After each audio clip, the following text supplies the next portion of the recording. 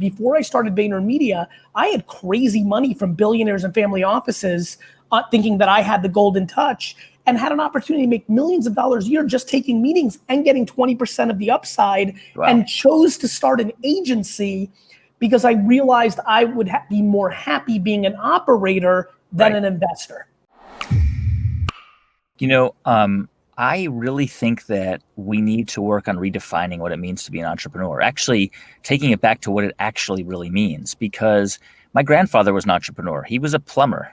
He employed 2 people, right? My dad was an entrepreneur. He had a jewelry store in downtown LA selling pearls, and my mother worked with him, and he had 2 employees. I mean, the person who runs the corner grocery store here in Oakland, where I am, is a successful entrepreneur, actually more profitable than Uber. Well, it's funny. It's funny when, you know, there's a video of me on the internet on an early Bloomberg TV episode of a show that was focusing on tech stars very early on in this Web 2.0 bubble. And there's like 8, it's almost like a last episode of Real World where there's 8 companies that went through the show, and Fred Wilson and all, you know, a lot of people are sitting there with me on the panel, kind of recapping the season.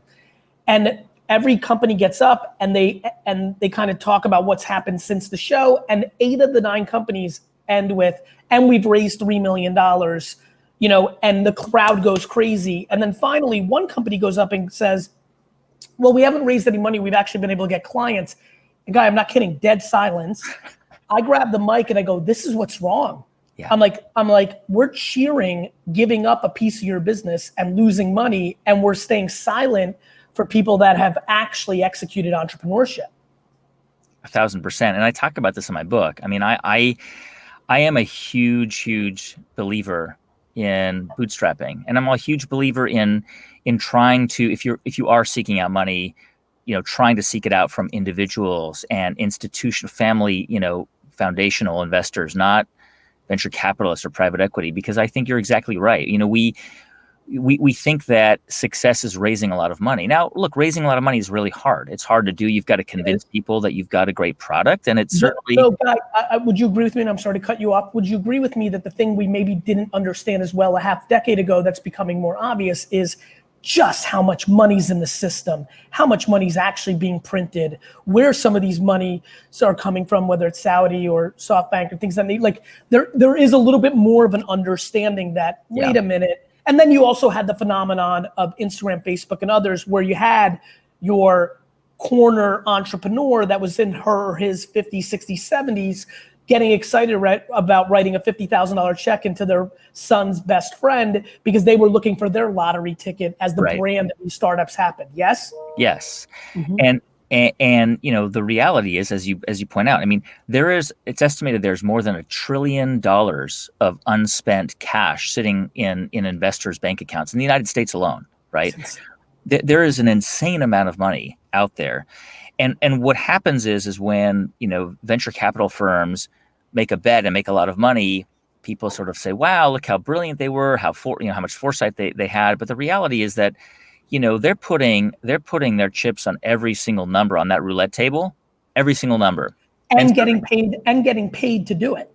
And by the way, a percentage paid, for everybody who doesn't know, 2 and 20, you're getting 2% management fee, which incentivizes you to raise as much money as humanly possible, because now you're making, listen, Guy, you know, this is a story I don't talk a lot about. After I invested in Facebook, Twitter, Tumblr, made my name in that Web 2.0 sphere, before I started VaynerMedia, I had crazy money from billionaires and family offices thinking that I had the golden touch, and had an opportunity to make millions of dollars a year just taking meetings and getting 20% of the upside. Wow. And chose to start an agency because I realized I would be more happy being an operator than an investor. Yeah. I mean, I think that makes 1,000% sense to me. You know, I often talk about this, and I love that you're bringing this up, because I often talk about what it means to be an entrepreneur. And it's not about going out and becoming the next Airbnb or the next Uber. That's not what it's about.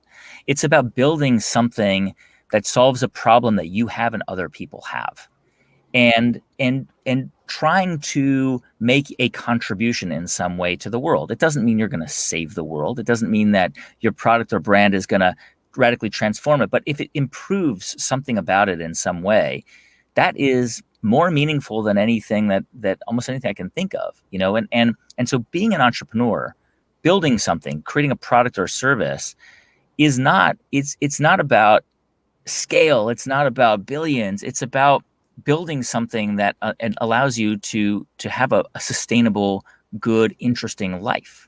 Including things that seem out of fashion, which is like the trickle down on your local economy, aspiring your child's best friend to do it as well, giving back to the community by donating a bench or a park, or even, you know, some wine for the local kind of PTA.